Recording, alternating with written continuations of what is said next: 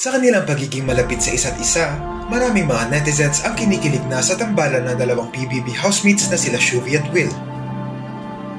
Sa isang video clip na nilabas ng naturang programa, makikitang kumakain ng mga housemates at magkatabi rito sila Shuvi at Will. Habang nagkikwentuhan ay makikitang isinandal ni Shuvi ang ulo niya sa balikat ni Will. Tila hindi pa tapos ang magpapakilig nang tapikin naman ni Will ang ulo ni Shuvi.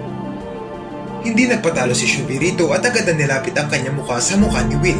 Sabay-sabing hindi na siya na-awkward sa nasabing aktor tulad ng naramdaman niya noong umpisa. Panoorin ang video. Next corp, ayoko ng... I know it, bro. Ayoko ng... I know it, bro. So I got it, bro. Hindi, press part ako. Sa bawdo. So I got it, bro. Hindi, press part ako. Sa bawdo. Pag fried.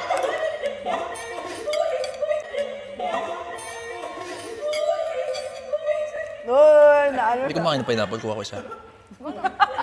Pineapple, kuha ko siya. Hindi na ako naka-call sa'yo, boy. Kay-easy. Oo na lang. Ay, si Ate Gabi pala. Komportable. I'm happy.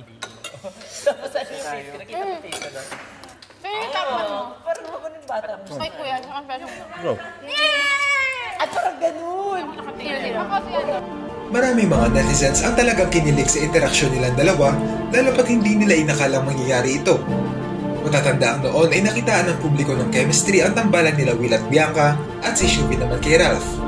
Kaya naman tila sorpresa ang nabuong chemistry kila Shuvi at Will ngayon magtatapos na ang PBB. Tignan ang komento ng mga netizens.